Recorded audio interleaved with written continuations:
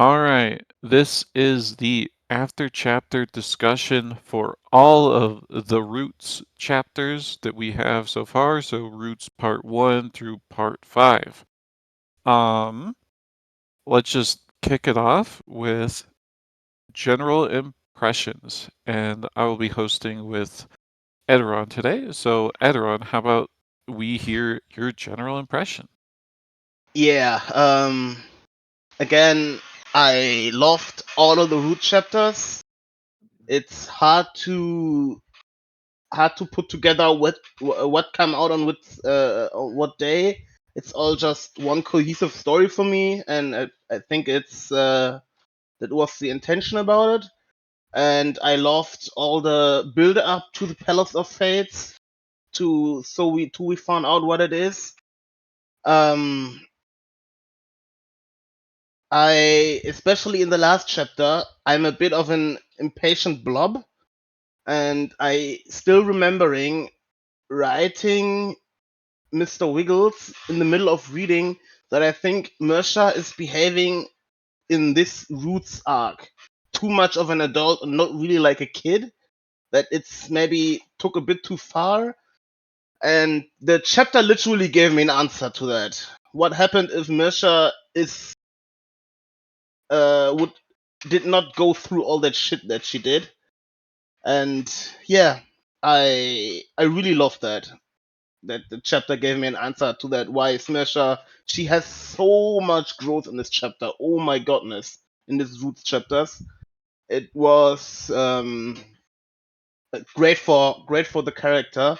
And the Palace of Fights itself is just scary, and I can't wait to analyze with everybody what this thing even is. And all the theories that Mirsha is in the Fey realm is apparently wrong, and I'm kind of glad about it and not glad about it, but yeah, can't wait to dive deep into the nitty gritty with everybody. Yeah, absolutely agree. These have been a phenomenal set of chapters.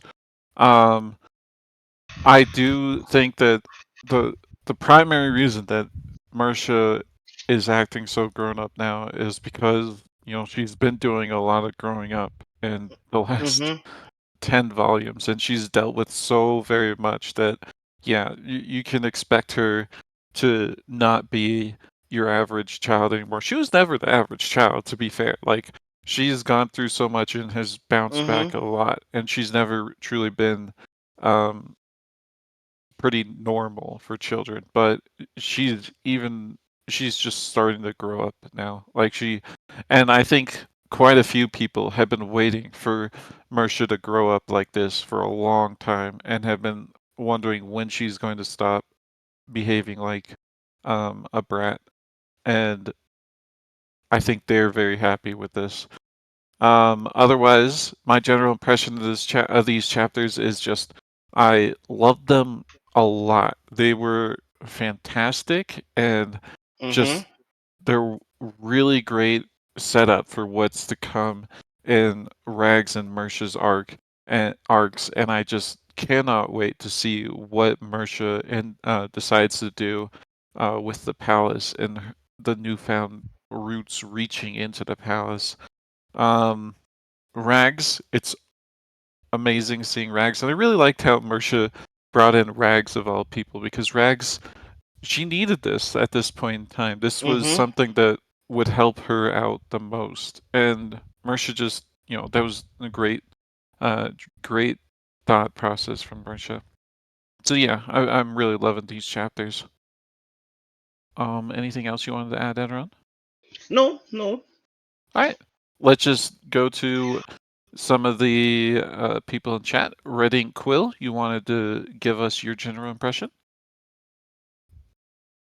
Yeah, so I think this was like a great series of chapters. I'm loving that Pirate is writing more regularly than once a week now. We're getting lots of stuff to read, and it's split up among the days. So every day you have something new to read, or like, maybe you have to wait a day or two, but it's been really nice. I just wanted to say that I think the Palace of Fates is like some kind of fractal reality simulation that can simulate everything except for gods and fae. And evidently, those things are also real. Maybe when they cross the threshold of the doors, they become real. And you just have to find a way to do it. And Mersha did using the fairy flowers. I really liked the different realities that Mersha's been seeing. It's like reading fan fiction in the original work. What would have happened if this character survived? What would have happened if this happens? It's been really interesting. I don't know how long the grand design will take to patch this, because like having access to this skill where you can like pull people and artifacts into the world, and cake too, seems like it could be pretty system breaking. But I don't know how much the grand design would even care, uh, because the game's never been fair at all. So it'll be interesting if the grand design can even stop the fairy flowers from breaking into the skill, because I don't think it can. But I loved it so far, and I'm really looking forward to discussing the different parts of it. Thanks. You had a favorite moment, something that stood out to you? Yeah, I really liked when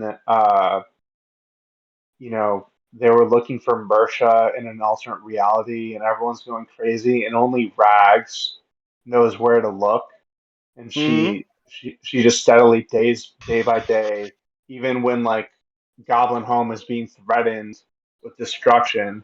In that time, she digs through all the way through the garden, and she would have been successful too if the fairy flowers existed in that reality. So I really like that. Yeah. Yeah, that was awesome.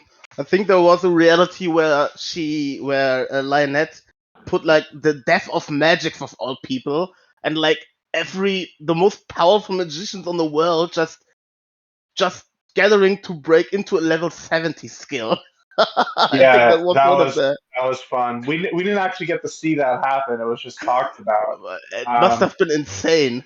My yeah. goodness. Although I don't know if Mersha would have survived 80 days with just water and no food. Um, so it would have been pretty tragic as well. All right. Thank you. Hmm. Thank you, Red and Quill. Um, let's go to Mark Tech says these were some wild chapters. I love the little clues of the false realities in that chapter with the hyperlink slams. I got straight up horror vibes. Pirate is such a good horror writer. It's kind of ridiculous. Oh yeah, the slams. That My said, goodness. yeah, part two. I think that was part two. The slams were absolutely phenomenal. It really was mind bendy and just read really super great. Especially once you got it, it was like, oh my gosh, so that's what's going on. Just awesome. Um, so good. Mark Tech says so good. I got chills when I realized what happened. Moerchen says Mersha had to grow up from the beginning, even before she met Ryoka with her parents abandoning her. It was a great insight into Mersha's thoughts and how far she has come as a person. I love the reality where Rags was near students, the Goblin 5, together, and Pyrite alive. Yeah, that's Oh my, like yeah. gut wrenching. Hmm. I don't know if Erin will survive getting this skill. Like Erin will torture herself with this skill. It feels like, geez, especially how she is now. Maybe once she's grown even more, this will be a good skill for her. But as she is now, if she had gotten this at 50, as the Game system over. tried to, yeah, it would have been too much for her right And now. that's why it's a level 70 skill, I think. Yeah, In my head, it's not just for a requirement for power, but people with level 70 have life experience, and somebody with a not stable mind would go would go kaput on that with that skill. That would Yeah, be done. You need a level 70 mind to survive that skill. That's why it's so high, I think. it's a harsh skill. Third Hmm. time Guru says Mersha, more like Mercher. Thank you. Thank you, as always, Oh for God! these wonderful puns. Mark Tech says level 91 killed magic for generations. Yeah, you get a lot of power higher up. Okay, let's go back to Mr. Europe. Your general impression for the chapter?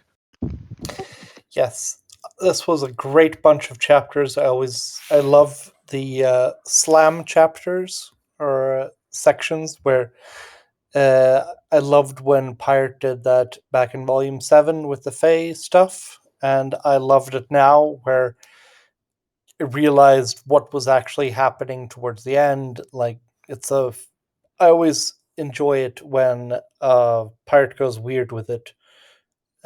This was definitely that. Of the various just strange plots and getting Rags properly in it as well after all the goblin stuff and everything. It feels like this has been a really good like long arc of goblin-y and stuff, and Mersh's arc coming into it. I really enjoyed it. It's been like the month of goblins. I wonder if every poll from now on will just decide an entire month's arc. I don't think so. I think this was a special case where Pirate felt that they could do another storyline at the same time too. Hmm. So like the Mersha storyline, they felt like it fit in here very neatly. So it's like they were like, okay, let's just combine Yeah. these.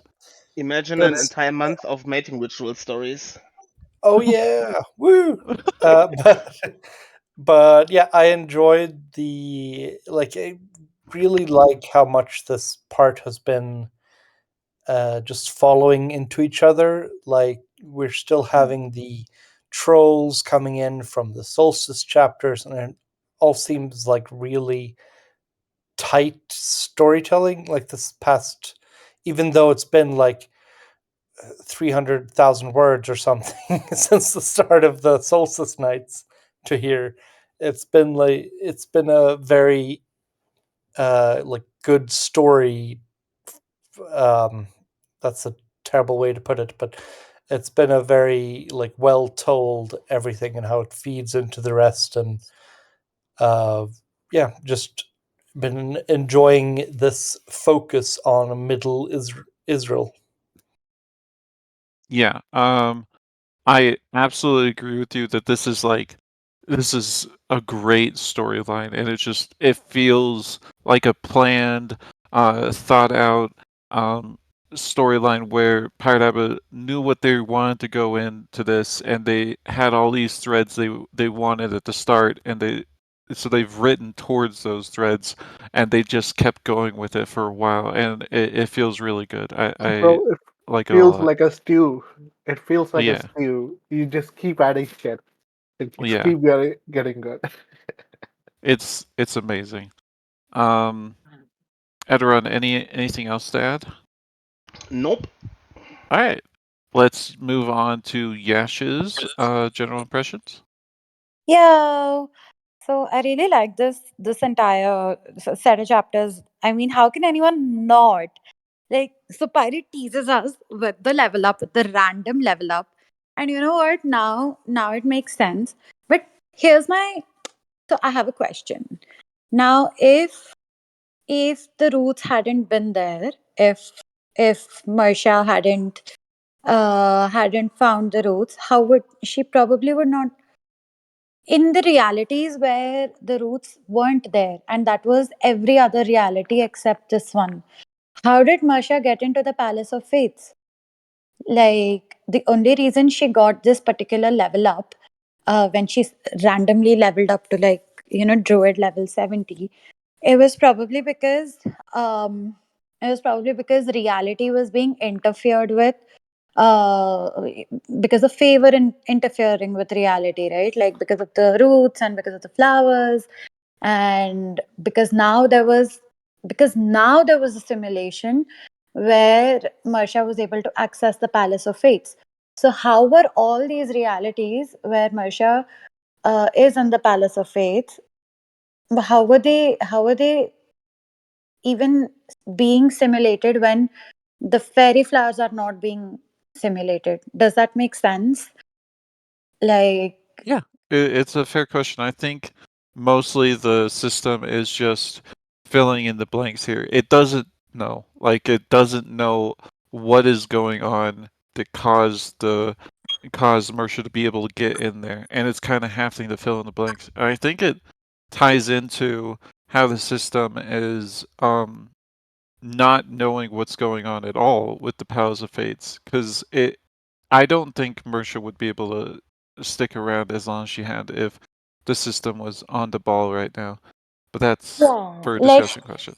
I mean, we saw some pretty out there realities, where like random things start happening. And in a random event where there is a portal to the Palace of Fates through the Garden of Sanctuary, and the Fae are not there, and Marsha just gets the ground swim whatever thing from Valaterisa, and she finds it entirely by accident. How are the ropes there? Like, if it's not, a lot of things when I don't know, like, a lot of things stopped making sense to me, and that's why I feel like the Palace of Fates thing, it's like a major, it's how do I say this, like, it's too OP. Like, it's very difficult to write around something this powerful in such a big story, because we know we've been seeing them for like what, like 10 volumes, 11 volumes, and 10, right? We're on volume 10. My god, I don't even know which volume we're on. Shit. But It's volume 10, yes. It's yeah. volume 10. Don't miss your way. Yeah. Stay with Like, us. Don't stay with us, Yash. It's a long ride. like, so many things have happened, and we know exactly what things happened, and then trying to frame realities from by changing tiny little details, and how the butterfly effect uh, would have sort of changed everything. And yeah, like, it was so crazy to wrap my mind around all of this. Like, I swear to god, like, I posted this on Pan Spoilers as well. I was like, I need 2 weeks to reconcile with what's happening, because it's so much. I don't think my brain's been built to accept so many. I already have like 40% or 30% of the 10 volumes in my head. That's about it. I don't even have all the story in my head anymore, because my I've run out of storage in my brain. And now I have this whole new story arc where we have to start. Oh my god, it's like somebody is trying to run an advanced AI model on like a very old processor, like on an i3 or something, or like, it's not happening. My brain doesn't have the processing power for this. Like, so yeah, I need like a lot of time to come to terms with what's happening in the in world. And then it was also emotionally, my goodness. If I thought I was an emotionless bitch, Pirate has like proven that no, I'm not a sociopath, I'm not a psychopath. I do have feelings, and all those feelings came out in this chapter. Like, I was mad, I was upset, I was angry. I mean, yeah, mad and angry. But, like, different kind of angry, like frustrated. But then I was also so sad, and the whole cake thing, oh my god, it's like it was like a punch in the gut. Like, oh god, like, yeah. And like, it I wonder if somewhere down the line it's also this entire device that maybe it's sort of like a plot device that Pirate has created, where she can look back at her own work and tell the story, tell the audience, and tell the readers that these are certain arcs and these are certain characters that she really really misses. And had they been given had the story not gone the way it did, like, their stories could have been so beautiful and amazing. But that's not how it's been written. Like, fate has taken the story to where it is now.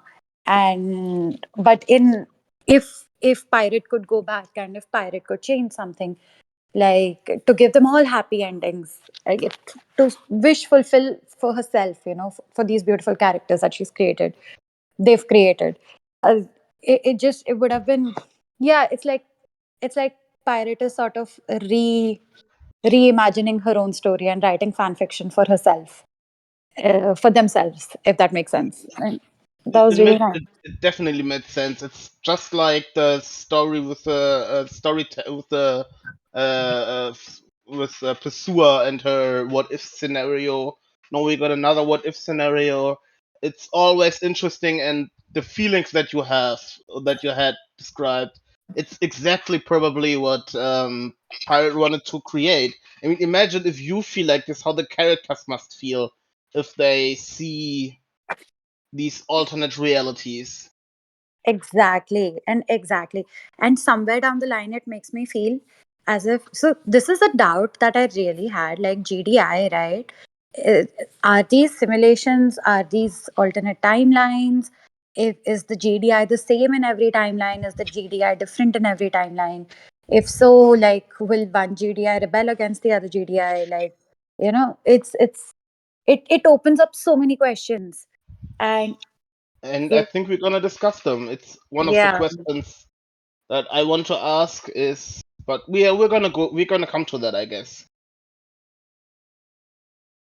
Yes, we are. All right. Thank you, Yash. Any further thoughts? Not from me. No, I think All right. that's that. Yeah. Thank you. Next up, let's hear general impressions from you, Fabian.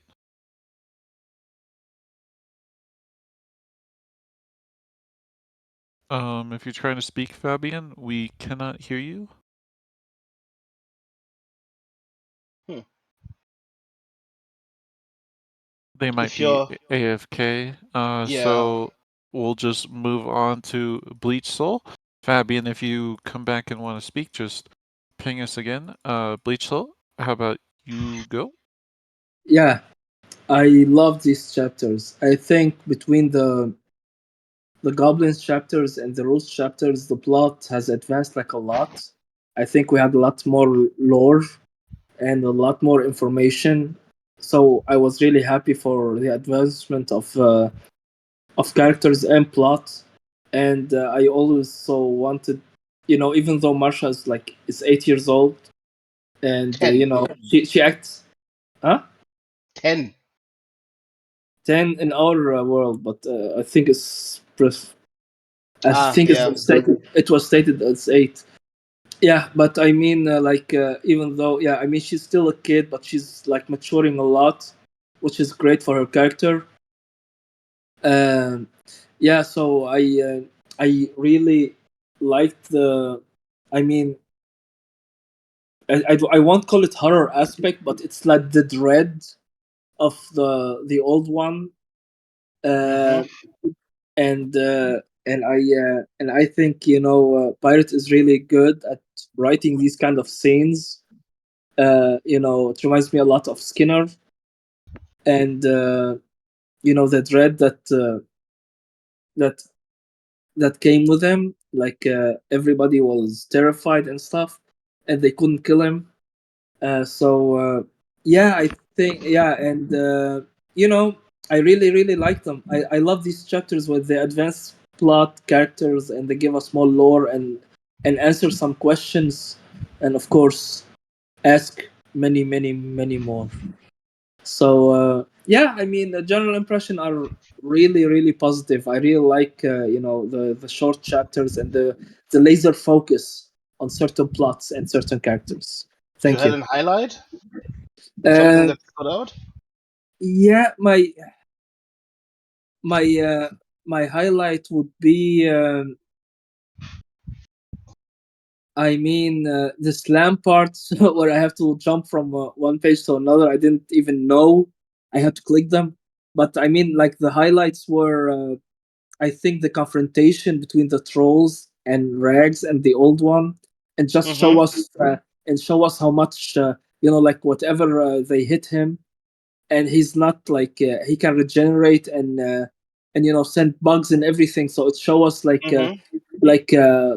what it will take to defeat such a creature. So the highlight for me is like that, and the character development of Marsha and her going around checking all the kind of fates that awaits the inn and the goblins and everything. So I think I it's yeah. I totally agree. The old ones, that's awesome. Teriak, I think it was even back in volume 1 or way back.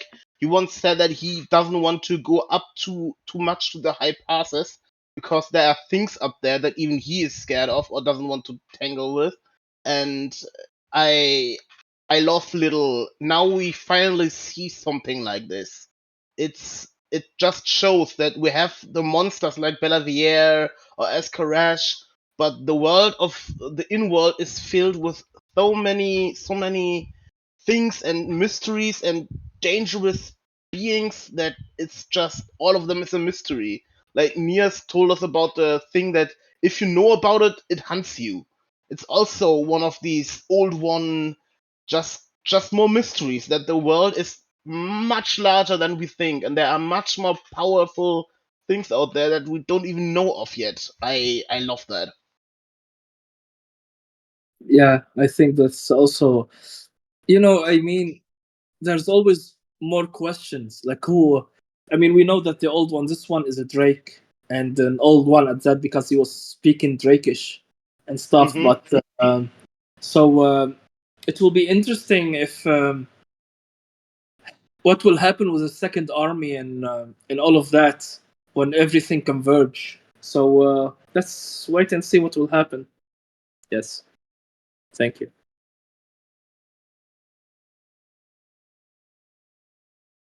All right, thank you, Bleach Soul.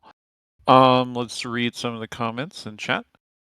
Mystical Pie says, these have been an incredible set of chapters. I'll keep it short and say I love when Pirate takes advantage of the medium they write in. This time, with more frequent chapters and the use of the slams to convey alternate realities. Just a creative and effective way to convey the unreality of shifting perspectives in the palace and to almost place us in Mersha's POV. I absolutely agree that this shift into shorter, quicker chapters was it fit this arc very well, and I hope that Pirate App in the future feels like they can do something similar when they think the arc demands it. But here it just worked phenomenally. Moerchen says in response to Yash that the palace can't sense the roots. That's why they appear as ropes in other realities. Mark Tech says running tally of storylines at the moment. Let me know if I missed something.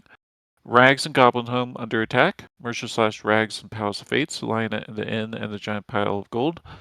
Antinium 7th Hive under Zern. Teriarch training Seer and Refima / Albur. Nanette and the Veltros kids go to the Vale Forest. Numtongue is missing. Rabbit Eater in the Porcelain 4. Ripball Testiel. Ryoka and Tyrion are going to Belarus. Aaron, Ovama, and crew and Fairling lands. Aaron and the Pavilion of Secrets. Kelton Decline. Floss doing Floss things versus Empire Sands. Aaron versus the World. Rochelle, Erbathe. Anyone else? Also Erbathe King and Tesserae looking for Aaron / Horns. The New Lands. Eyes of Belarus. A vampire / necromancers and Litscore.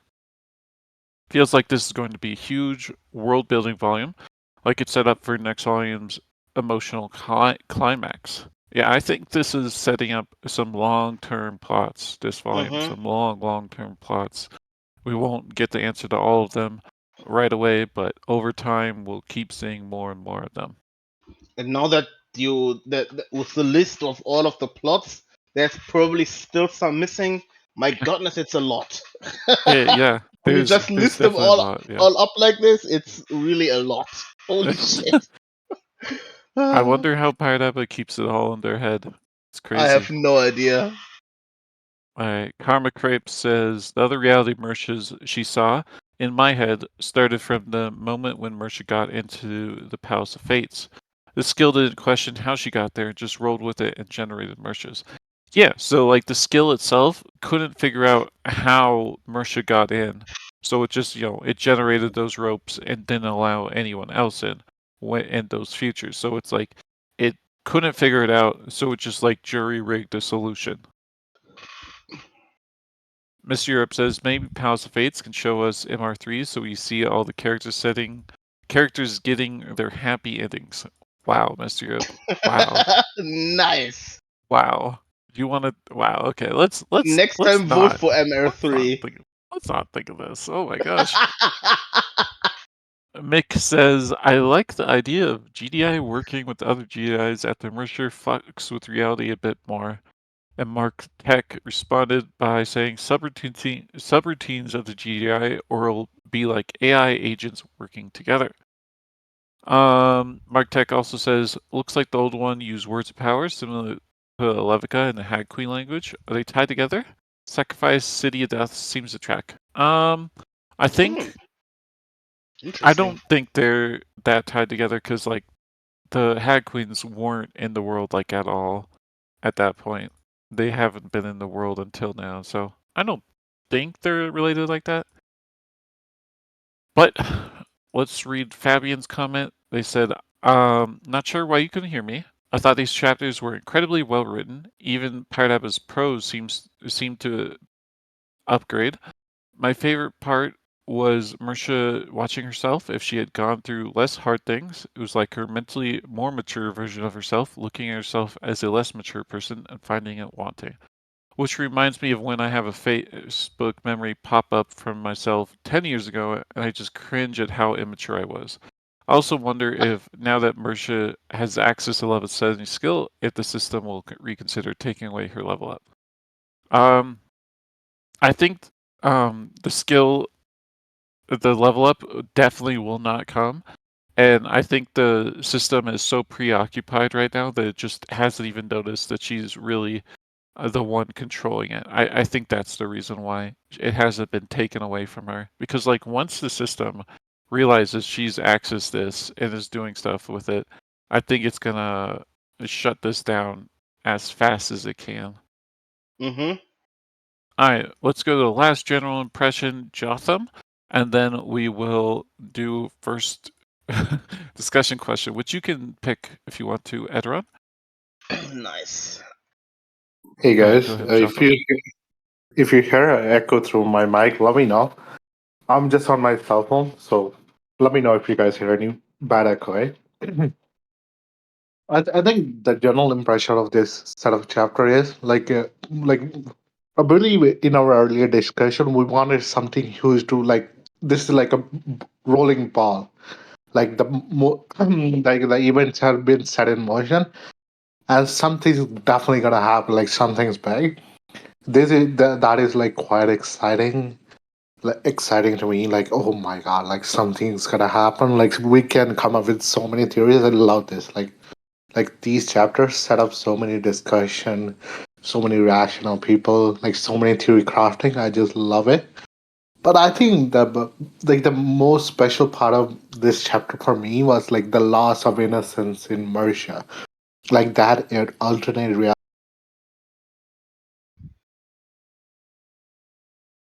My god, like I was so emotional at that. Like when she was taking a look at that, like losing, like she's just 80 years old kid, right? Like she just lost her innocence, and that is never a good time. Like when a child loses innocence, I like that is not good. Like I was so sad for her. Like I'm just gonna like just end it right now. That's all I'm gonna say. But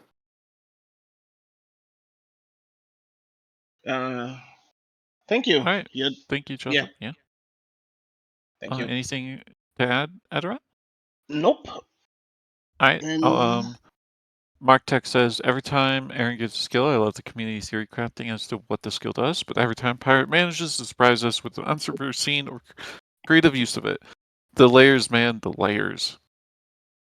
Alright, and let's go to the first question that Mafia Hamster Edron has graced us with, and It is, what exactly even is the palace showing us? Simulations, parallel worlds? And yeah, this is something I've seen a lot of discussion on in the last few days in the Patreon channels. Yes. Just a lot of discussion about Yes.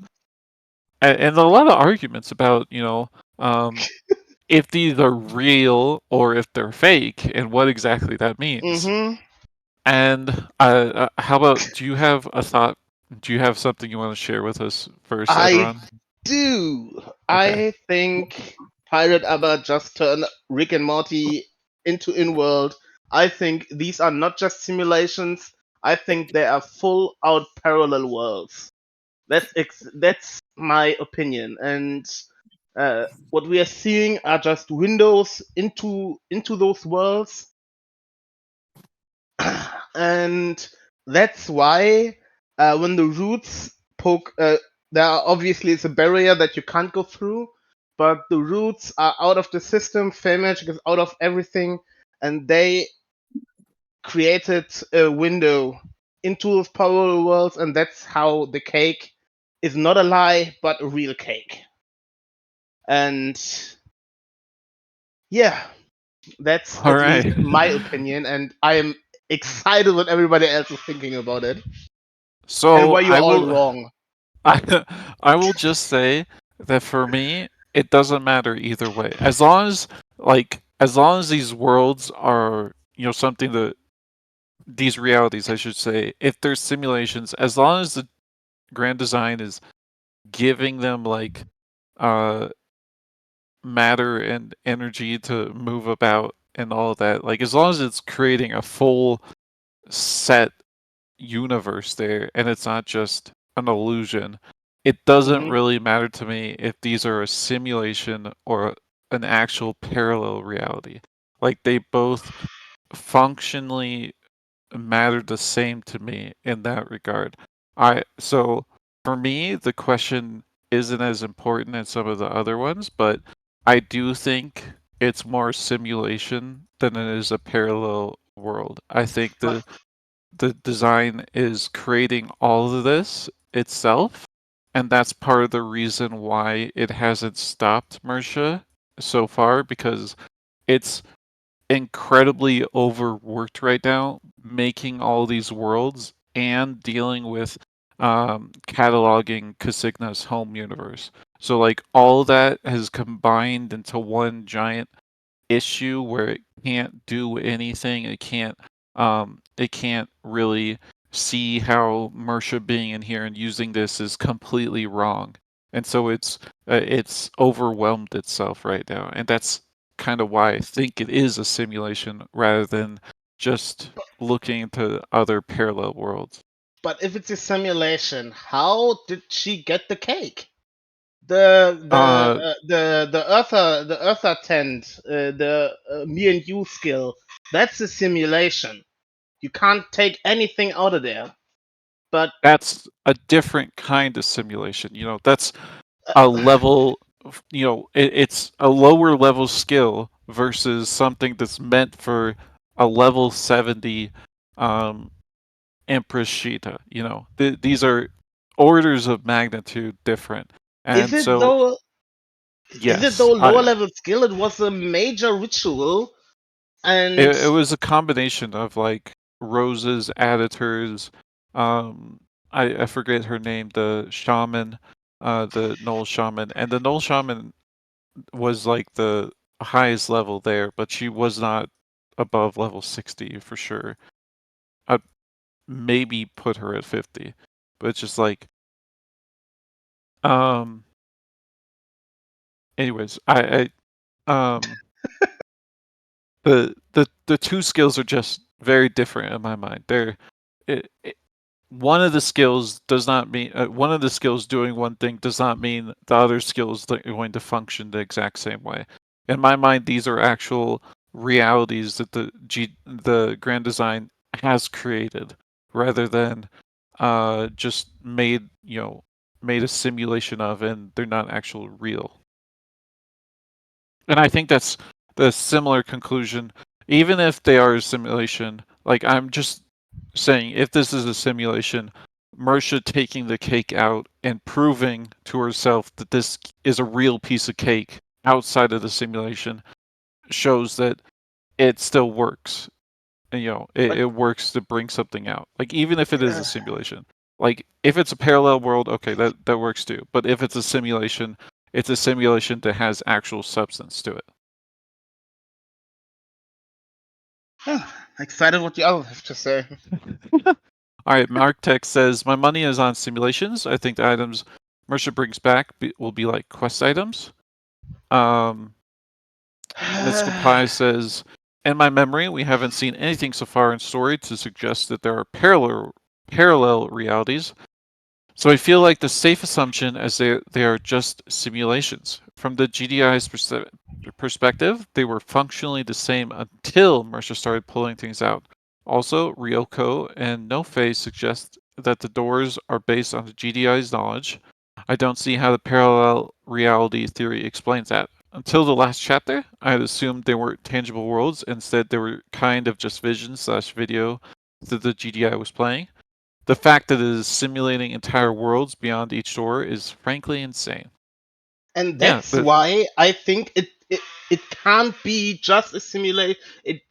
Even for the grand design, it would be too insane to calculate all of that instead of just showing us a parallel world in which that and that happened. If so, Mystical Pie brings up a good counterpoint to that. Then why is there a Ryoko and why aren't there any of the fairy flower roots? If it's just showing a parallel reality, where are those? Why is Ryoko and not Ryoka? Because because other things happened in these other parallel worlds. I mean, these are parallel worlds where something else has happened. This and this is alive. Maybe something happened when Mersha is that of a kid in the other, I say, parallel world. Maybe she didn't take care of the flowers the correct way, and they didn't even build all the roots. That's why they are not there. Maybe this is the only reality where these roots just even were created, or we didn't see the other parallel worlds where these roots were created. I mean, these worlds are so fundamentally different because people who died survived, and the other way around. All right. Thank you, Anaron. Jotham says, I think the biggest argument against the parallel world is presence of no Fae related things. Moerchen says, it is showing us different possible fates. What could have been if this decision was something else? It is all fake as it is created by the skill, but as real as it is cake that can be eaten, has nutritional value, and might give you bad teeth. Slothy says, we don't know if the cake is anything of substance. And Dark Time Goose says, of course it isn't, it's just sugar. Karma Crypt says, I think they are simulations, just based on realities getting crazier/stupider and higher generated doors/floors. Additionally, I think it's really important if they're simulations or not. If they aren't simulations, it means everybody has a soul. If that's true, I can't see the story doing anything other than pulling people from other dimensions to the main world. Anything else would be too much of a tease not to pull off. And Slothy says, when she pulls the cake out because it's Fae impacted, the GDI gets told there's a cake here, so it creates a cake, but all of them are Ryoka and there are no flowers. Things that the GDI can't perceive properly don't show up properly, meaning it's all within the GDI. And Red Ink Quill says it's probably real and existing while the doors are open, otherwise it's just running in the background. Dark Time Goo says, so the cake is a lie. That was a lot of comments. Do you have anything to add to that, Edoran? Not right now. Okay. Let's then move on to the people who wanted to speak. Mr. Europe, you're up first. Yeah, I think it's definitely 100% a simulation. It's like literally the only possible thing that some people have said, not naming names, Edron, that make any kind of sense is the argument that you can bring stuff out, unlike the Civilian. stunt, the null thing. But on the other in the other sense, that's the only other example of the system simulating something. Like even there, it's simulating an entire world full of people that react realistically and all of those stuff. And the only difference is you can't take stuff out. And even then, it's not a function of the tent to like the world of dreams or whatever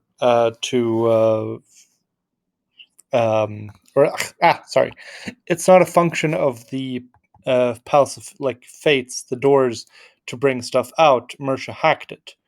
Of Like course. we've seen we've seen the system simulate entire worlds. We've seen it create matter, things, objects, magical items out of nothing. We've seen it simulate entire people and everything like that. I think I don't see any reason whatsoever why this wouldn't be a simulation. Like one other skill that also simulates stuff couldn't bring stuff from the world, like from that simulated world into reality. But I mean, who's to say that Mersha can't just sneak in her little fairy flower rope or whatever and root and just bring out a jet fighter out of the tent? Maybe that works. But nah, Ah, but you can't. ah, You,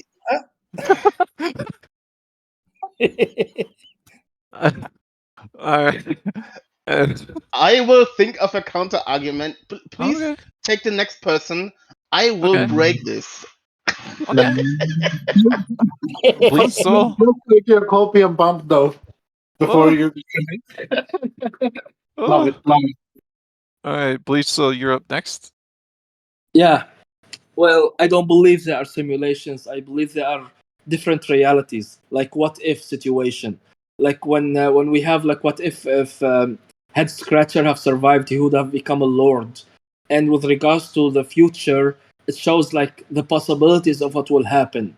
So it's like different. It's always depend on your decision. It's not a simulation. It's like different realities.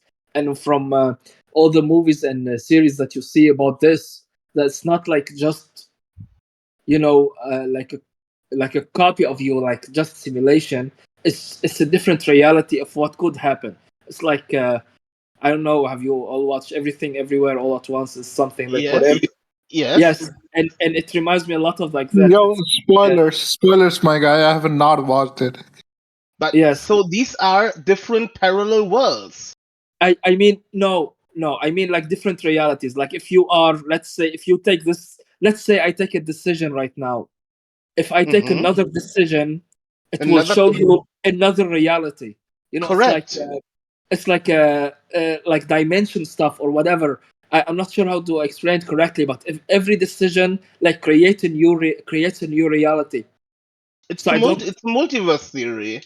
Yeah, but I do not believe like it's just simulation because it's like it's. I mean, it's too real for it to be just like. Besides, it's like the temple of fates. So the fates will show you what would have happened if like Branker didn't die, or what could happen if you take this decision. So it's not just simulation; it's just like different aspects of reality that happens when you take different decisions, or if you regret some different decisions. So I that's totally I yeah. totally agree. Yes, I totally agree. And in my head, these are parallel worlds. A parallel world doesn't mean that it's just the same, but it's a world that runs beside you, like in the multiverse. That when when something different happens, you take a different decision, there's a new world created. That's why they are infinite, because we do infinite different things every day. And this is another difference. What happened if this and this person would survive? What happens if this and this? These are not just simulations. I agree. It's not simulations, just different aspects of realities that happen with regards to every decision you make that creates different situations, and which change the fates, which like creates a different fate every situation you do, every decision you do. Hmm. I always knew you had a good taste, and All right, Edoron. All right, I'm taking over from here. Please, so do your that. tastes are okay. They're okay. They're okay. All right. Thank you, please. So, very interesting discussion going on. I see Hmm. we have a lot of people with very strong feelings on this. So let's go to Yash Ketchum, the person who historically has no strong feelings about anything. Go ahead, Yash. I am completely on Ediron's side. Like, yes, I'm in the multiple realities camp, and I have two proofs. Well, not proofs, but like supporting arguments. Um, Number one, the GDI cannot perceive the roots, and that's why it shows them as ropes. Who's to say that the Mersha who was looking back at Mersha, Ryoko's Mersha, who's to say that she wasn't seeing roots on real Mersha's side as well? Like, it's just that we know is that the GDI cannot perceive the Fae. That does not mean that other worlds don't have Fae or the fairy flowers, because so many things would have changed. Now, what this does is it explains why there are realities where Mersha ends up in the Palace of Fates. Because uh, otherwise, the chances and the probabilities are so zany, they, uh, they would not match how similarly other realities of Mersha ending up in the Palace of Fates have matched with regards to everything else. So it's just the GDI not being able to perceive it and show it through the door. But I think Fae do exist in other realities as well. It's probably the same Fae. Huh? It's not even different. It's probably the same beings that are playing with fates, and that's what Shastrel was trying to teach Erin as well. She was trying to teach her how to play the game of fates, Oh because my god, yes. yeah. Sorry. Anyways, so that is supporting argument number one. Supporting argument number two is a little bit meta, but if you guys read the author's note, Pirate is exploring a lot of content and a lot of like media on the multiverse theory. Like they are watching Doctor Who, they're watching everything everywhere all at once, and like they are exploring this multiple realities scenario. And from an author's point of view, now that she's opened this door, she has to they have to understand how stories play out when such a MacGuffin is introduced into the story. Hmm. So yeah, like two supporting arguments. Uh, because otherwise, it makes no sense that the GDI is at the moment not paying attention to Mersha. So it makes no sense that the GDI would simulate all these, the GDI would create all these simulations. The GDI would not recognize, given that it's doing so much for Mersha, it would not recognize that, Mersha has access to a level 70 skill. It would not recognize uh, what's happening here is GDI has created a function, and that function is or a subroutine, and that routine is being run in the background with GDI not actively creating other worlds. I think if so much processing power of the GDI was being occupied, where every time Mersha requests a door, it appears and entire worlds are created, entire simulations are created, it is bound to notice. So, given that given that any action has not been taken yet, I think that Fae do exist in multiple worlds, which is, if the Fae did not exist, Mersha would not have been saved. Didn't the Fae help Prioka in saving Mersha initially from the goblins? Like, when goblins attacked Mersha's tribe, didn't the Fae help Prioka? So if they did not exist, Mersha's existence is in question. So True. mhm. Ugh. The winter sprites, they had helped Ryoka, right? Back in like chapter 2 or something. Yeah. Back in volume 2. They had helped Ryoka rescue Masha. And yeah. So a lot of things would not have followed without the Faes playing with the fates. Without the Fae playing with the fates. So yeah. I think the Fae do exist in other realities.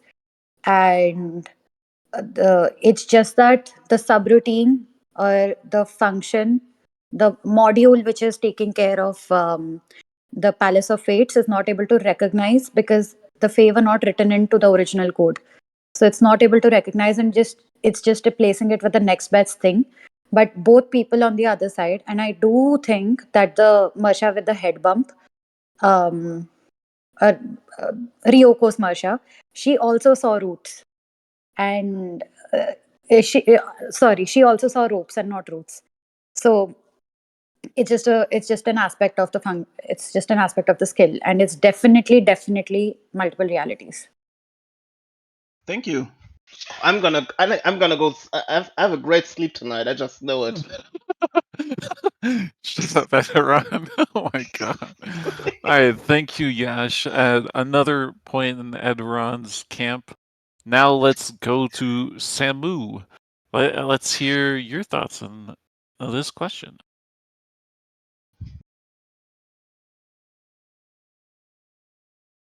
If you're speaking, Samu, we can't hear you.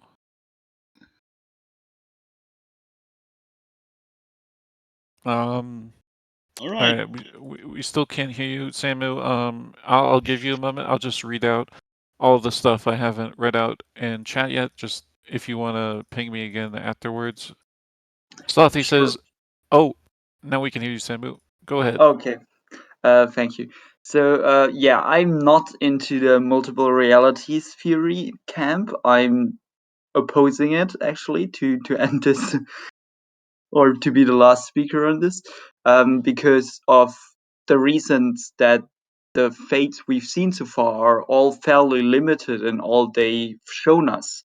So we know that the GDI is pretty easily capable of creating substance. For example, the money from the box or something. So showing all the time just one of the fates that is possible in the garden, in the Palace of Fates, is not that big of an issue. Even doing it in a fleshed out simulation.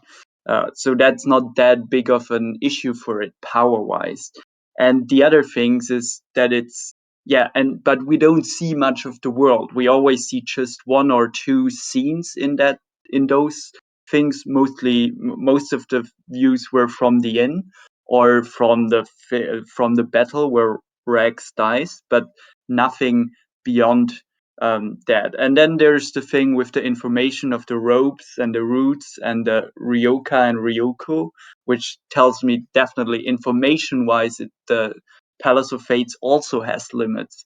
And that all tells me that it can't be other realities, because other realities wouldn't have those holes in them. And also, we've not seen besides the Fae, which are obviously not in the visions and the roots of the Fae, we've also not seen the consequence of what of Eren not facing Casigna in the battle at the solstice. So I think in a reality where that battle hadn't taken place, we would have seen some changes to the world in general, and even in that small scene we got to see in that last vision, that would have showed us what had happened with that kind of thing in a different reality. There would have been something to tell. And finally, what the limit is. It's always, it's never showing us the future or the past. It's always showing us the now.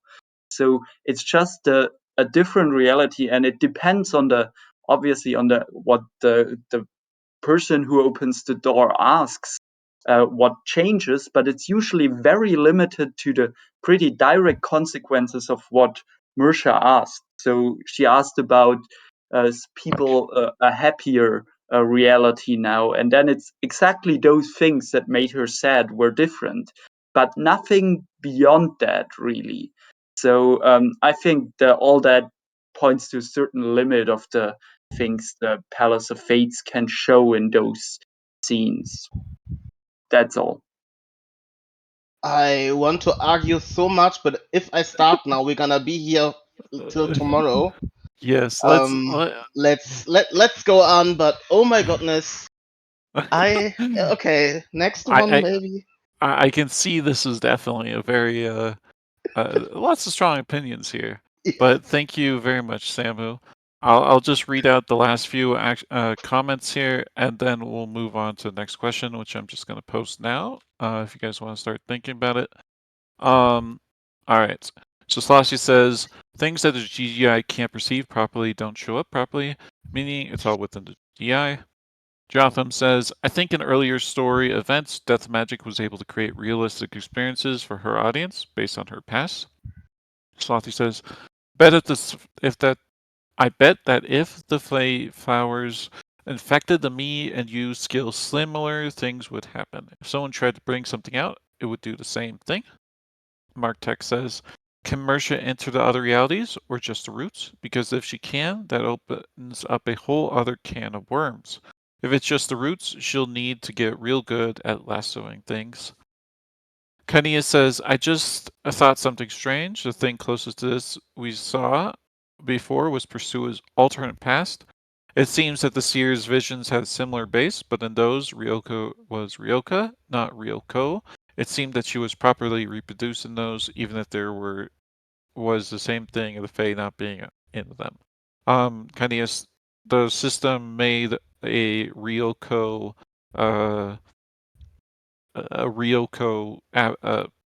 file for Ryoka in like late volume 9 or early volume 10. So it wasn't there at the start of V9. That's why it's different now. Slothy says, but they are clearly flawed and influenced by the GDI to the point that they aren't quote unquote real. Saying, quote, what could have happened and showing it, end quote, is a simulation as they are simulating what else could have happened. Dart Time Goose says the firmament Dart Time Goose is he's quoting the chapter, and it says the firmament of everything and everyone took a moment to create an if, a what might have been. And Dart Time Goose says, I mean, it says create, not search for. That's a very good. That's a very interesting point you bring up there, Dart Time Goose, and it's interesting how it's worded right there. That seems very important, but let's not argue about it more. Mr. Europe says, I'd argue that we've seen the system simulate people, create objects from nothing, and simulate entire worlds. It has never done anything with multiple dimensions, and did in fact just now realize that it has connections to different realities, long after this skill was made. It's an interesting point too, Mr. Europe. Slothy says, but Rags couldn't perceive the roots or flowers either because they didn't exist in the simulations. It's not doing anything for her right now, it's simply doing what the skill does.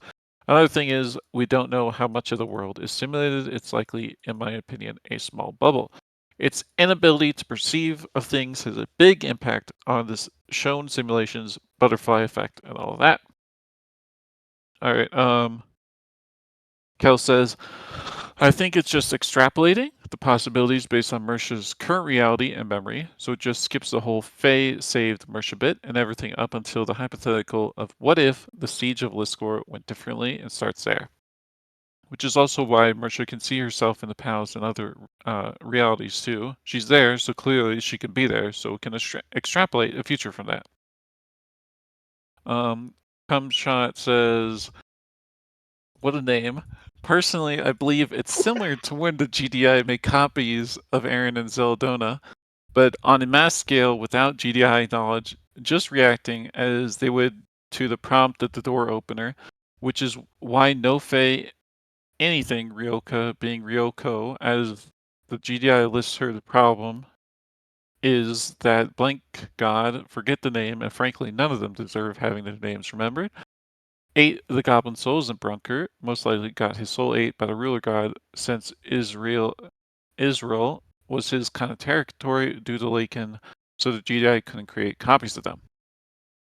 Karma Crepe says, in reply to Yash, very good arguments, but as far as what the skill does, I think you're overthinking it. I think it doesn't process entire worlds, just starts from point A and either rewinds it or adds a twist to it to generate a simulation. Your point of Faye existing in other worlds makes sense with the Mercia argument. She would be dead without Faye, but that's only if you consider that being an alternate reality. Again, for me, all those Mercias we see, all these simulations, they're a snapshot of a moment for me. Added variables in attempting to do a prediction, therefore a simulation. All right. That was a lot. That was a lot of discussion on that. Wow. I think I think everyone is still gonna be divided. There's some good points on both sides that honestly it could go either way at this point, and I think we'll see later on, obviously. But yeah, so let's just move on to the next question for now, and that's, what is Mercia going to take from the Palace of Fates? Will it be objects or people? Can she bring people out? And when will the system cotton on to what is happening and shut this whole thing down? So I have some definite thoughts about this, but Edron, if you wanted to give your thoughts about anything here. Yeah, if she can yank out Cake, I think that's just a start. Personally, it would be so hype if they really could yank out people. I mean, it probably won't happen.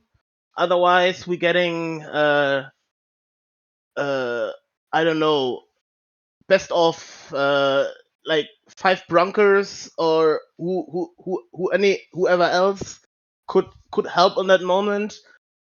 Would be absolutely high, but would probably break the story if she really could yank out other people from these different realities.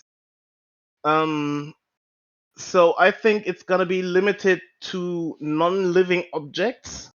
And if we start with Cake, it's maybe a way to save the goblins is look for a way where they beat the goblins, what they have done, and maybe pull out objects from those futures that helped those people to get the outcome that they want. So I think the Cake is just the start, and I can't wait where this is going. All right. Thank you, Edron. I will just say, so my piece here is, I have just, I've read the chapter, I'm at the end, and Mercia suddenly pulls out a cake from the palace. And so obviously this is a big cliffhanger, and it's like, okay, so she can pull out a cake. What does she want to pull out next? Why did she pull out a cake? And I think the question there and the question answer there is obviously because she wanted to see if she could. This was a test. This was to see if anything can come out using the roots. So I think that was the reason behind the cake in particular. But then I just went back and I read the entire chapter again, and I just thought, like, okay, what is Mercia going and seeing in these realities? What does she want from them? And it was not objects. Like, she never mentioned seeing like these cool swords, these cool enchanted weapons these people had. She missed the people. She missed Moore. She missed Holric. She missed Pyrite and all the other Red Fang 5 who had died. She focused on them exclusively. That was her entire focus there. So her going in there and trying and taking out a piece of cake for a test does not lead into she's going to go in there and try and get some high tier scrolls, or she's going to loot Teriarch's hoard or anything like that for me. Yeah, I think it's very clear in my mind that Mersha is going to go in there and she's going to try and bring a person back. One of the people that she misses in particular. Like that's just how this whole thing is written in my mind. She was focused on the people. That's who she's focused on. I don't know, but there's the problem again. If you yank out another person, that person needed to have a soul. That says this Yeah. person must have exist. You can't just yank out somebody or something. The souls of those peoples are probably gone and eaten. So first of all, I know we don't want to go there again, but if they really would yank out other people, it must be a different reality and not a simulation, because simulations don't have souls. The GDI can't just create souls. So it would GDI be can create souls. It can do whatever it wants, basically. I don't think we've ever seen it not be able to create souls. It's been able to create like perfect copies of people too. In the case of Zeldona, and in the case of what's his name, the Admiral Daklos. That's it. but Daklos's cruise, like the ghost. The GDI was able to create perfect copies for that. but these were like constructs and not things with souls. You can't tell me that these things have souls, because there's a Uh, difference between a perfect copy and an actual person. One is a copy, one is a person. Inanimate w- objects is one thing, but actual people, that would break the story. It would make like death. Uh, I wouldn't say meaningless, but sacrifices and all of that. I don't know. It would be an absolute hype moment, but I don't know if I even want that, to be honest. well, I obviously, this is not the intended purpose of the Palace of Fates. So if Mersha was to do this, there's no way the system would allow it to keep going on. It's not like Mersha could go in there, pick a person, bring him out, then pick 20 other people and keep bringing all of them out. It's not something she would be able to do infinitely. It'd be a lot like the Scroll of Resurrection was, where it's a one-off thing. It revives one person and then it's done. That's my thought process yeah, anyways. It's yeah, not like okay, it's yeah. not like this is going to be something that just keeps happening over time. It really would not make sense for that to happen uh multiple different times. Yeah, I think it's interesting. It's interesting. I think the what Rex and Mirsha actually did is look for solutions. That's the main part of the palace, and the other part we have to see. We have to see about it. Yeah. Yeah. All right, so those were Adron's and my thoughts. Let's move on to Mr. Europe. Yes. Hello. I mostly agree with Wiggles. I think that since we've established now through the discussion that it is definitely a simulation, um, I think that it's going to be very interesting with the people. Like, obviously, they're going to pull something. Like, they're gonna. This isn't going to be the cake that they pull out and that's it. Something else is going to get pulled through. People, stuff. I don't know, but it's very interesting to think about it because as you guys have discussed now most of what I wanted to discuss, I don't think that they have souls. I agree with that.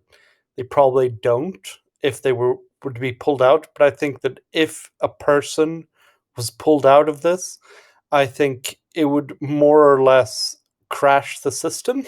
kind of.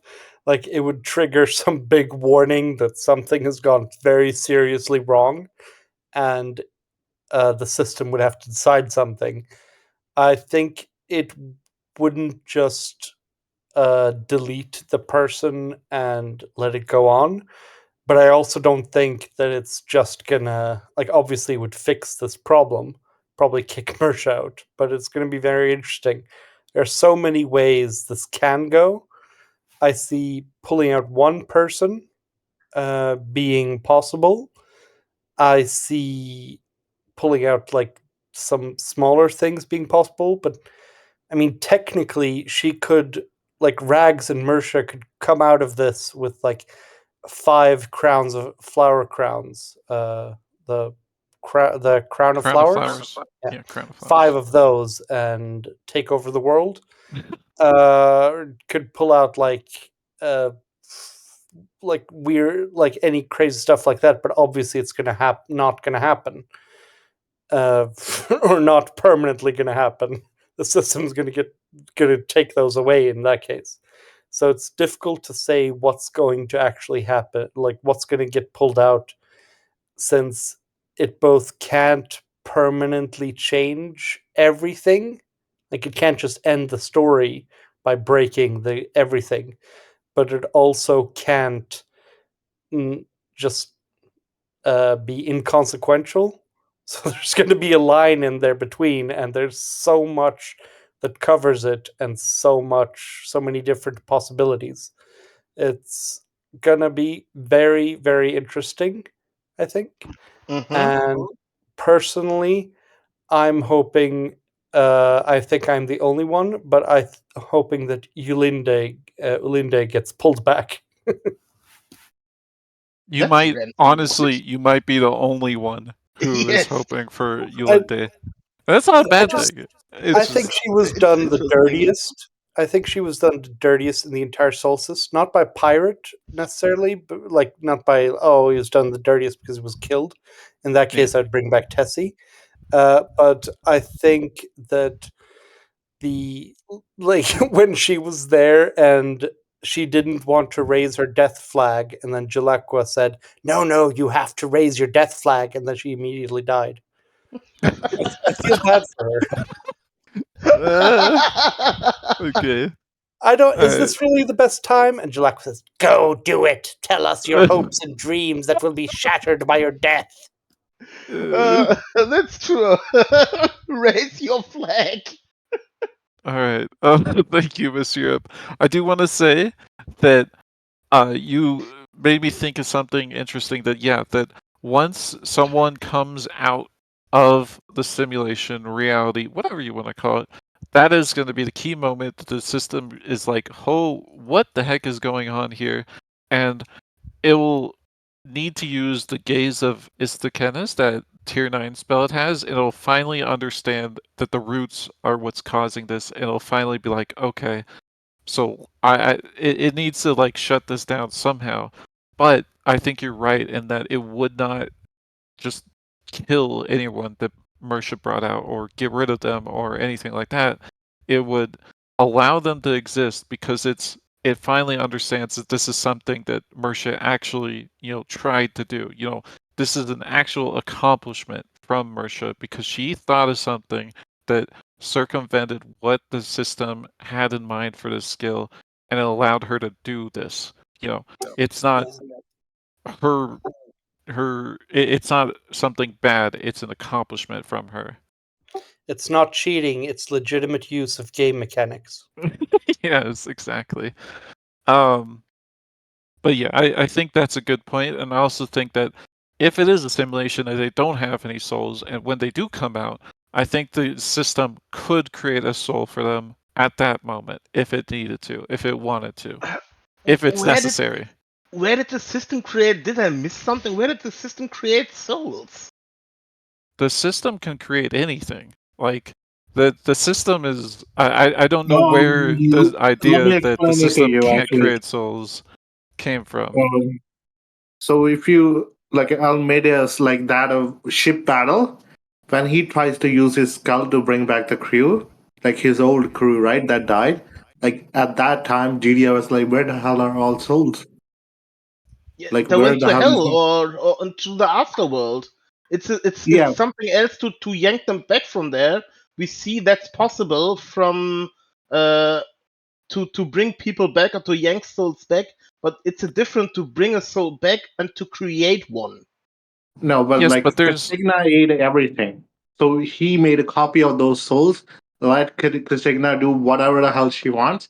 And whenever he tried to use his skills, right, he put those copy of souls in his ship. Like he can make a copy of the souls. Like that we can verify. yes, the copy of Dakilos' crew is a copy. You know, it's not the people there. But Monsieur, if you had a final point, go ahead. Yeah, just that. I mean, it should be noted that Eldavin presumably has a soul, and he was created from just a normal spell, and Yeah. was like, if either the gods or the system gave him a soul from nothing, essentially. So seemingly that can be done. But he was split from Teriarch. He was he was Eldavan is basically a copy of Teriarch. A part of Teriarch's soul is in there. So you're So it's saying not that. just So you're saying that it's only possible to make a soul if they're a copy of another being. this is too, Okay. this too much. My Uh, brain's gonna melt. all Let's right, just let's move yeah on from that. I'll read out some of the comments and then yeah we'll come please back to the do. other people. Jotham Uh, says, items are more interesting than people for me. Imagine a third eye of Belarus. my I don't God. want to imagine that.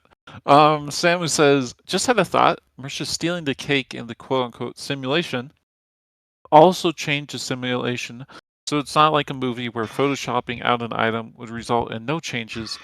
Instead, a vision changes with the change, meaning you could change a vision to have a different outcome, then do the same with different visions until you reached your intended outcome. Might also mean you could die when going into vision to change things, though. Yeah, I think that if you're going in and these things have actual physical bodies, then yes, you could definitely die if you were to go in there. Slothy says, I think she's going to try and it's going to fail and it's going to teach her to let go. Mick says, I just want to add, does Mercia inform Rags of the root trick before attempting anything? I think she waits for Rags personally. I think she goes for it. Like, I think she just goes for what she wants immediately. Dark Time Goo says, even if she can only grab objects, she can just grab the resurrection scroll, then toss it in the box. That would require her to know where one is and, like, get access to it, which is difficult, I think. Slothy says, I think coping here, that Sheeta is going to get out in some capacity, at least for a bit, and really sass Teriarch. Mick replies by saying, I do see Sheeta as the answer here, honestly. Hypothetically, they have skills based on the high passes that could be activated. I wouldn't mind Sheeta being revived just in general. It would be just another inserting old person revive. Karma Crepes says, I have no proof, but the constructs the GDI creates may have a limited shelf life. I remember Zeldona Aaron losing an end. I agree to the guy saying that souls can't be created. Gods would have had an unlimited buffet then. Anyways, I'm not expecting if people are pulled out to actually last outside. Useful items I'm assuming they'll use against the old one will be if they get what Ilvers is currently trying to mine. I do have a problem with the whole unlimited buffet thing. Like the gods explicitly created many different races. Those races have souls. Like just look at goblins; they can create souls. I think that's not like up for debate. They can't just do that because they have done it in the past. Slothy says this will be what lets the GDI actually perceive the Fae.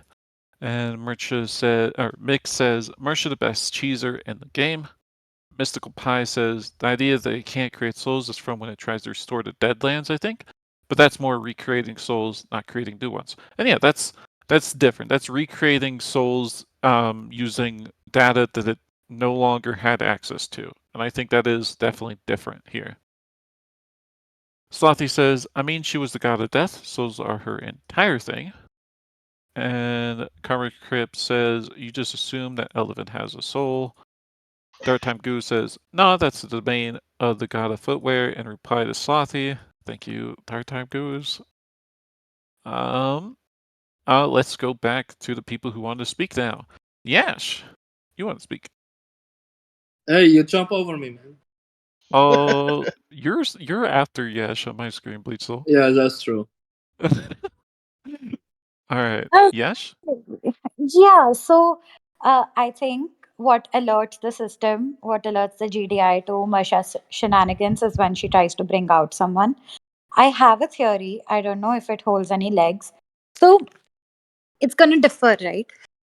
Let's say it's a simulation.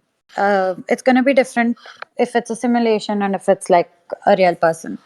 If it's a simulation, then the GDI is probably going to be alerted to what's happening. And but again, GDI is probably not going to delete this person, but it's probably going to try and look for the soul. Now they, I think, and if the soul is not available, then this person, whoever that has come into existence, one, the skill will be taken away, like the Palace of Fate thing will be taken away, and whoever Marsha then decides to bring, I have a feeling she's going to decide. So I have a feeling that she's going to decide to bring Halrak, and because Halrak's soul is not dead, it's somewhere, right? Like, or is It's in Halrak hell. dead for sure? Isn't Hellrack's soul in hell like Kevin and the others, if I recall correctly? Yeah, like, see, I have a feeling if the souls of the person already exists in GDI, like in whether heaven or like in Diotria or Hellsty or this new place that they've created, and if the soul exists there, then Marsha might be able to bring the simulation back. But after that one incident, the Palace of Fates is going to shut down. I don't think she'll be able to bring multiple people back, given that this is a simulation. If this is not a simulation, if this is like parallel realities, the GDI is not going to notice that somebody has come back, and the POF skill will not shut down. But I think what Marsha is going to realize is she might have help. She might have help from people for a short time, but after a while they are going to want to go back to their own reality. They have people they care about over there. They have their whole lives over there. Why will they want to leave that and come here? So, and Marsha will try to plead with them, beg them, please stay, but they might not want to stay, and it'll be very sad, and it'll be very sad. But it might also give Marsha a chance to say goodbye and have that kind of closure. And I think after one person, she's going to realize that, okay, like everyone I've lost, somewhere out there, they are having lives and they are alive. And but she's also going to figure out that these are not the people that I loved. They have lived different lives. They may look like the people that I've loved, but they're not the people that I've loved. And that may allow Marsha to let go of it further, and she'll continue to have access to the Palace of Fates. This is if this is parallel realities. Given that I lean Mm-hmm. towards this theory, this is what I think is going to happen. And I think the point where the POF realizes that they have to yeet out somebody, the GDI has to stop the skill, is when Marsha tries to bring a powerful artifact. Because then the bring and use a powerful artifact. Because then the GDI will like, oh wait, where the hell did you get that? And that's when the POF is going to shut down. Like, but I think one, I because the cake was so insignificant, the GDI didn't pay that much attention. But it's either going to be one powerful artifact or one important person that triggers the Mm-hmm. GDI to shut down this error or like rectify this error. And yeah, that's like my theory. But if it's a simulation, it's, yeah, unless the soul is already there in the database and accessible, that means it's not been eaten by a god. If it's either in Diotria, Helsty, or the afterlife, they might be able to come back and they might be part of this thing again. And if that is the case, I think that person is going to be Halrak. Oh. All right, Yash, thank you. These are quite a few good points here, and I just wanted to focus on a couple. You're right that if Mersha is going to try and get anyone out of the simulation or alternate reality, it doesn't matter to me for this point, she needs to be able to convince them to come out. And that, I think, would be the hardest thing if she wanted to bring out someone from one of these happier universes. Like, that would be difficult, very difficult for her to do. And I don't know if she would want to just bring someone out of there into a world that's worse. But at the same time, I think some of the goblins, honestly, are the most likely to want to come out and help this world simply because just how they act, basically. Like Head Scratcher, I could see wanting to come and join the Red Fang 5 again and uh, help them out a lot. And he's a Goblin Lord. That would be a very big boost to Rags and all the end too. So I think the Goblins are a good group to try and go for. Otherwise, yeah, I think you just brought up a lot of good points, Yash. Thank you. Edoron, do you have anything to say? A lot, but it would start another cascade, so I'm not gonna. All right. Thank you, Yash. Bleach Slow, you're up next. Yeah, well, if Marsha brings anybody back from the dead, it will put like a black mark on the Wandering Inn for me. It's just will cheapen death so much, Mm-hmm. and it will take all the emotional impact. You know, I really care about Moore and Herrock and Gershel and you know, and if they come back just because this cheap trick, it will really put a bad taste in my mouth. Mm-hmm. I Uh, agree. I do not like it like at all. Besides, I do not believe Marshall will bring anybody back because you know at one point in the chapters she said she never want to come back, and it reminds me a lot with the first Harry Potter movie where Harry sit down in front of the mirror and he sees his parents and what could have been and stuff, and you know Dumbledore says lots of people lost their youth and their entire lives just sitting and staring at something that's not real. So I think it will be a great opportunity for Marsha to develop as a character and move on with her life.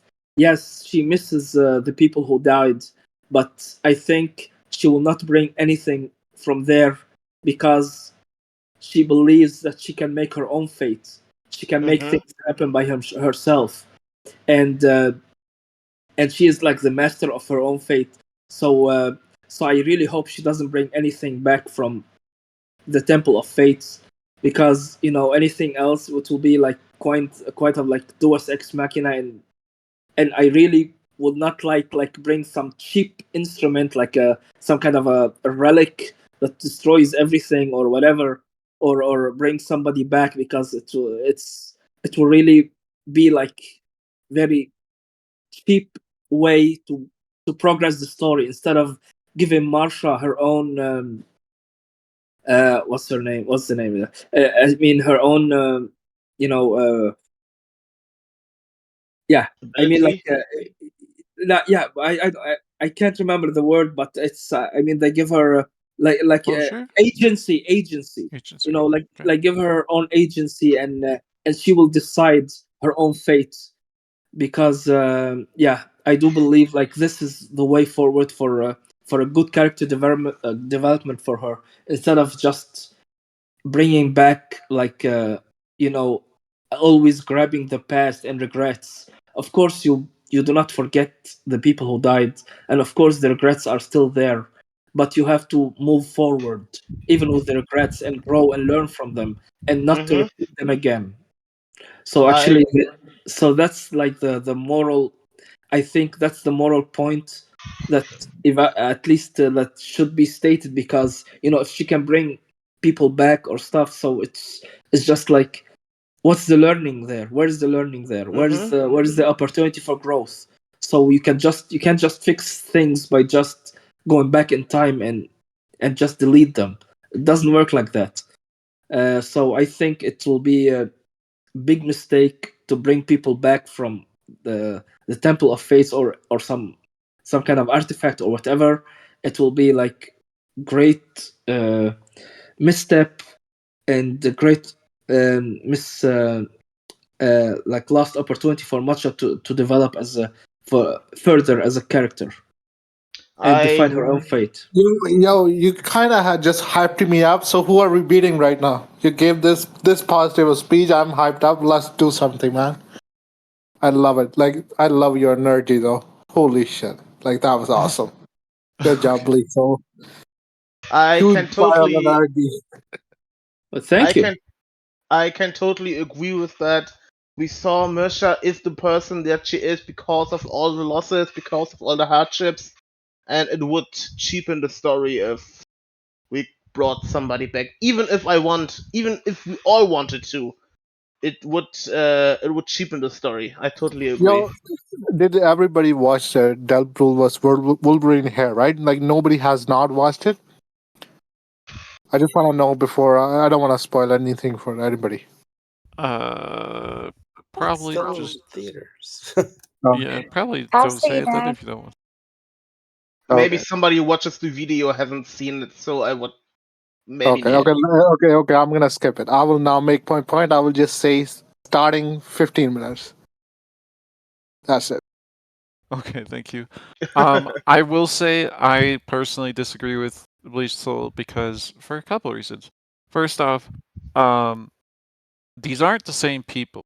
If she takes someone back from the palace, this isn't the same person. It's not. It's never going to be the same person that she lost. Like it.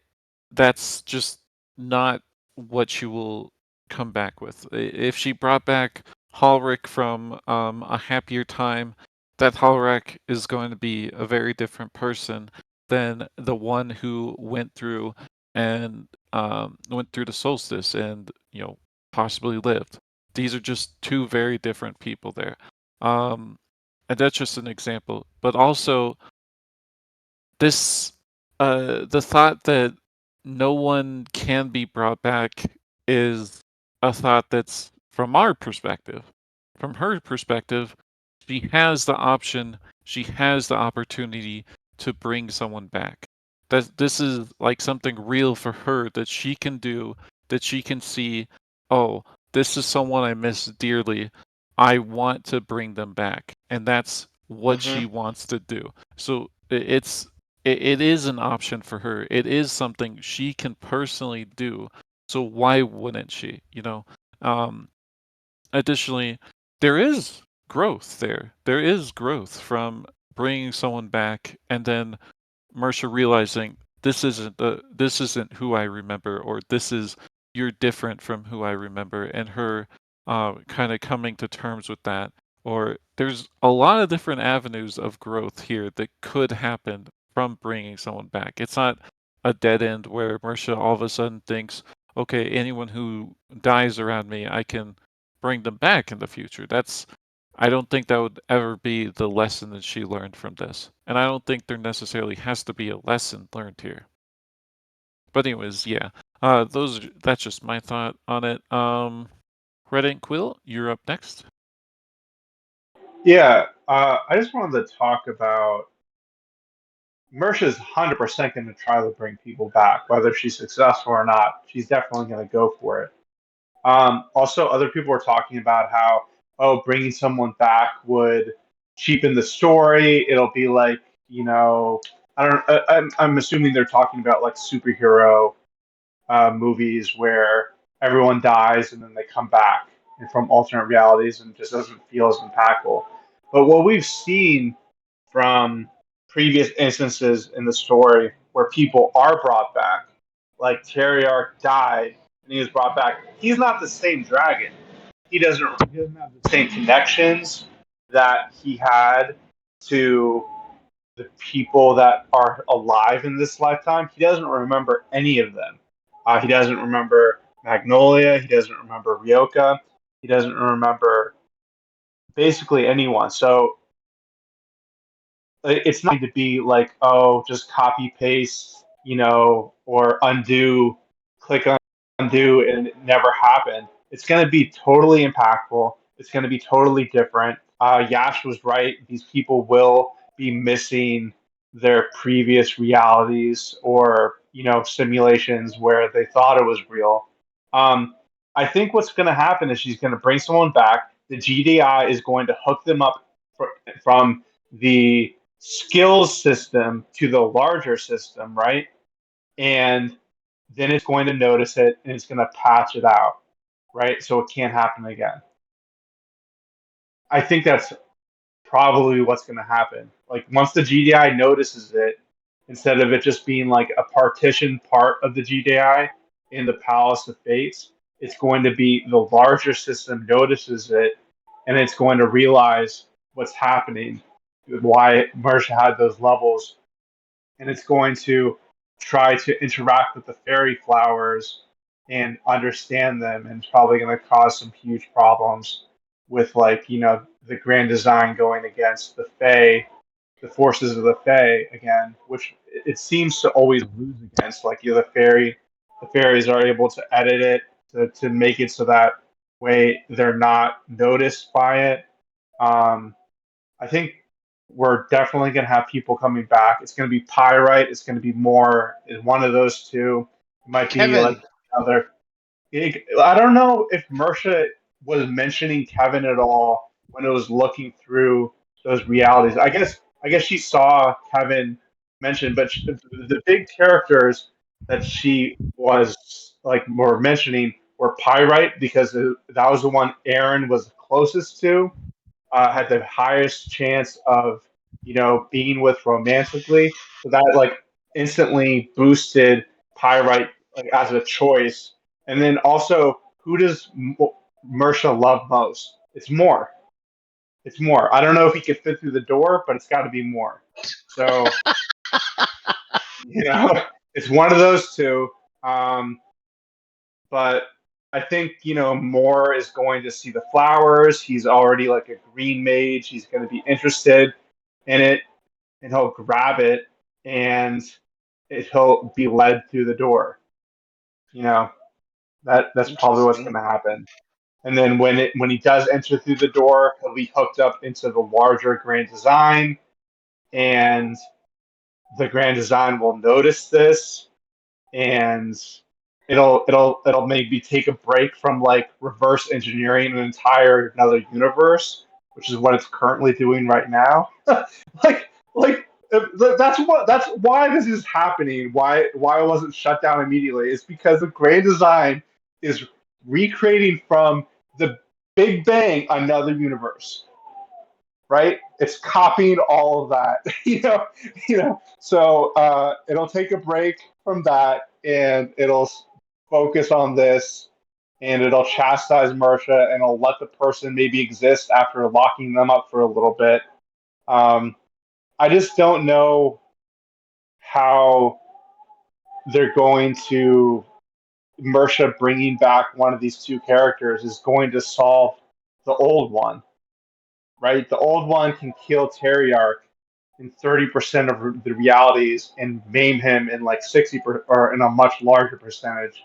And I don't know what's going to happen there. I love not knowing. And I'm excited to see what will happen. I won't be betrayed at all by what Pirate Alpha does. She's always done a great job. I've never felt like, oh, this is bullshit, except for maybe when I first read the story, when it first came out, and all the horns of Hammerad died. I was like, what the fuck? But other than that, I've been here for it. So, and I ended up being wrong about the horns of Hammerad anyway. So most of them survived. So anyway, thank you. Thanks for letting me talk. Yeah. Thank you, Red Ink Quill. It's always great to hear from everyone. Good points. Good points. I would say We're you definitely- read out the rest of the comments and then look at the Yeah. time. Yeah. I mean, do you want to do one more question, or do you think we should end it here? We should make it an open discussion, and you should read out the rest of the comments, and it's almost 2 hours. Yeah. All right. Slothy says, I don't think Holorek has been gone long enough to really have that big of an impact. If by chance, I don't think it happens, someone does get rezzed, being able to let go is okay and a very important thing for Mercia to understand, and a big growth moment will make her even more focused on the people she still has. I don't think Mercia has issues with letting go. Like, I don't think she's ever had an issue with understanding that she does have to let go with that of that grief. I think that's something she has learned repeatedly in the past, and I don't think she's ever struggled with that. It's in-world. People die all the time there. It's it's a brutal Mr. world. Europe says, "Show me a world where everyone but Holorek died." Wow, Mr. Europe, wow. Dark Time Guru says, "They got all wrecked." Jesus. Jesus. Karma Crepe says, what if Mercia pulls level 70 Mercia out? For me, that level 70 notification still doesn't feel like explained. Well, there was the explanation given by Mercia, but we might never get any other explanation outside of that. Slothy says, learn she has to work even harder to keep the people she has. Teriak is showing signs of remembering. The 30% included ones that he was too injured and that Rags didn't consider it a win. And Mr. Europe shamelessly is plugging his TWI waifu tournament once more, though I have to say, I'm pretty sure, Mr. Europe, did you change who is facing off against who in this one, or are these like the exact same Wait, people there's a facing TWI off? waifu tournament? Yeah. It's it was randomly generated. All I did was make sure that Saria and Aaron are in different sides of the brackets because they won last. They were in the finals last time. Because I Can you thought can I you could send me have the link? swore I want to take part in this, and Zavara is gonna win. it's in reactions and comments. I could have sworn that Sylvanio was versus Kara last time too, but maybe I'm just Pure randomness. Yeah. Anyways, so let's just do closing thoughts. So obviously we didn't get to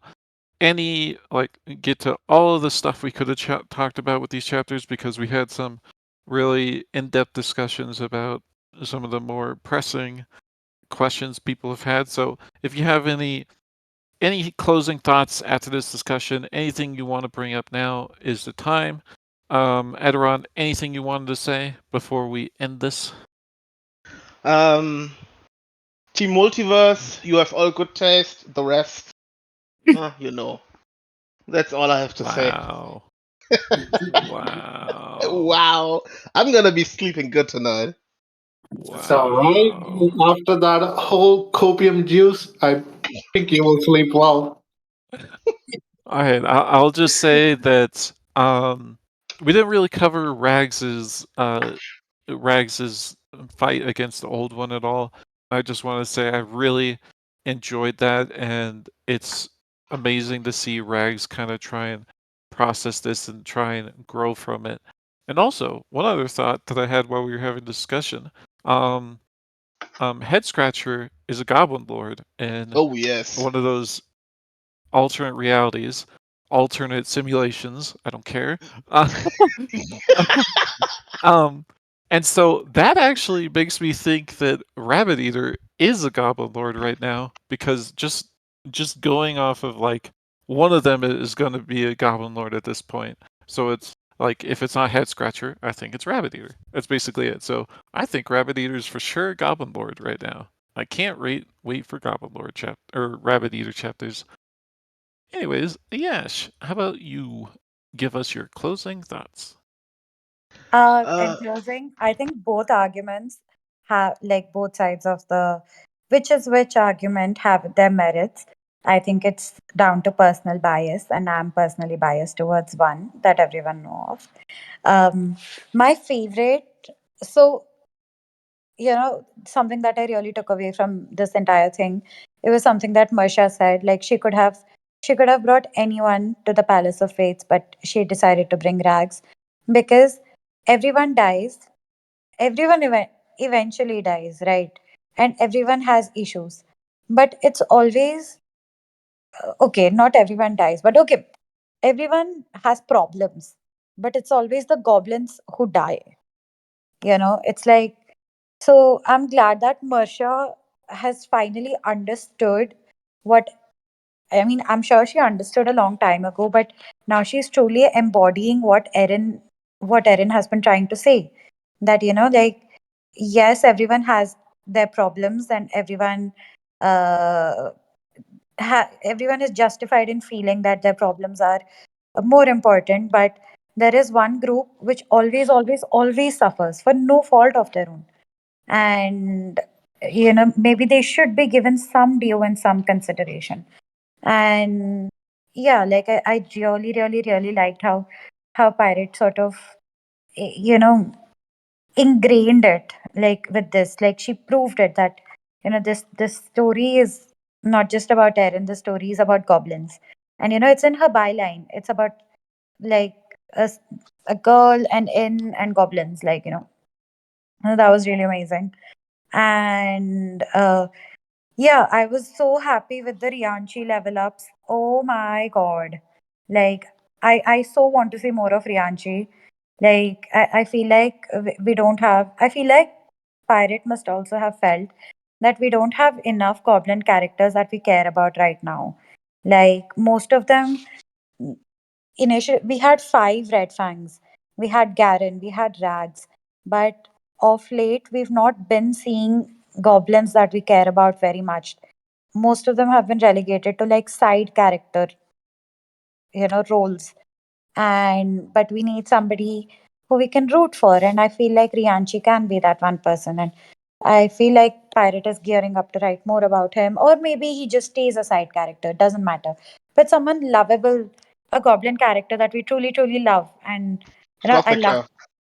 And Gothica, yeah. But how much do we really know about Gothica at this point? Like, she's not seeing much she's not been seeing a lot of development in the past couple of chapters. Like, her powers are clearly something. And I have a feeling, I don't know why, but I have a feeling Gothica is going to be super important in defeating the old one. I think there's something about being a goth, being gothic and not gothic, embracing the goth lifestyle and their attitude towards death. And given that the old one is like giant death magic, and how Gothica also leveled up a lot during the solstice events, I think she's going to be instrumental in defeating the old one. And we also saw how my predictions are Rags is going to try and make sure that all the people who are headed towards her are going to she's trying to make sure that somehow they fight each other instead of her tribe. So, or alternatively, she tries to unite everyone. Does I wonder if the World's Eye Theater works in troll lands? Because the message skill didn't go that far, but I wonder if the World's Eye Theater will. And if so, would Rags show the, because that spy, that Drake spy, he was given a lot of airtime in the last chapter, right? So I wonder if either Mersha or Rags takes him to the World Side Theater and shows them the threat that if you attack the goblins, because this is what the goblins and the trolls are going to be fighting right now, help us instead of fighting us. And maybe that's what flips Shirka in the end. Like, um, they try to defeat the old one together, and then maybe they team up, uh, either to fight the fight the Kraken Eaters or whatever. But Rags is going to find a way to make sure that Shirka comes to her side, or Shirka is neutral to her tribe, like, and this threat, showing this threat is what's going to finally tip Shirka, you know finally going to tip the scales when it comes to Shirka. But yeah, that's it. All right. Thank you, Yash. Edoran, do you have any thoughts? Not right now, no. Okay, let's just move on to Mr. Europe next. Yeah. I mean, this has set up so much cool stuff that could happen. It's hard because I kind of want to see other parts now. Like, there's a lot of stuff to see in Balaros and stuff, but this is so interesting, and I want to see the conclusion of this arc, especially. But there's so much going on. And yeah, I really like all the different ways this has gone. I did just think of something while Yesh was talking, but the whole troll thing. Like, I don't think we've seen anything that either doesn't level or hasn't passed or hasn't done the trials in the Casignal, like in the Death Worlds. So maybe they don't have souls in the classic sense, like or they don't count as much. So maybe Mersha could bring out an army of trolls through the gates. Who knows?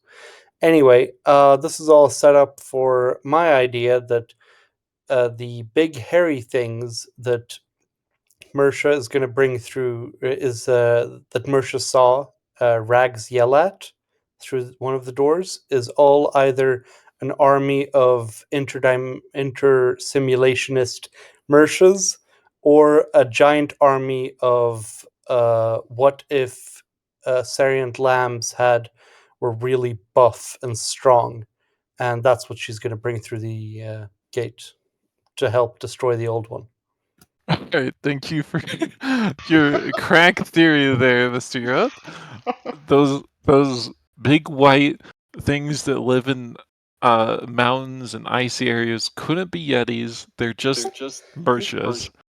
Big white hairy things that Rags yells at. That's Mersha's. Thank you, Mr. Europe. All right, Bleach Soul, you're up. Yeah, I really I'm really liking these chapters. It gives a lot of lore and and the story development. So my thought is that I hope these chapters continue for a while, like to get at least to finish the arc, the war arc, the second army, and see what happens there. And I know that Gothica will kill the old one by making him so depressed that he'll bite his own tongue and die. So yeah, and I think it's stepping stone for further, maybe for Drake's. I mean, like not like the leadership of Palace, like that General Edelin or whatever, but the Drakes maybe in the second army to change their opinions about goblins and consider them more humane than just monsters. I think with her aura of emission, what the hell? Her aura of Emissary. emission. Yeah, thank you. Yeah, emissary. So she will bridge. So she'll make bridges, and and the second army will not maybe fully attack the goblins, and yeah, and the Kraken Eaters will be in her tribe. She will make them I mean part of her tribe. So yeah, and they will kill the old one probably with Teriarch's help. So yeah, that's it. All right, thank you, Bleach Soul. Mick says, I just really like the horror aspects of TWI from the perspective with us via the Palace of Fates and learning more and more about this old one and what old wars between drakes and their enemies were like. I really want to read about the history of this war. I think Paba is making me a horror fan slowly. I'm not a fan of other horror media, but often this week I stepped away from a chapter rattled and just stuck processing the chapter for much longer than other ones. Arnaba has historically always done very great horror. I would agree with you full-heartedly. All right, that's it for the after chapter discussion for Roots Part 1 through 5. It's been a very long discussion. It's been 2 going through a lot of hours. stuff. Yeah. My goodness. But it's been great.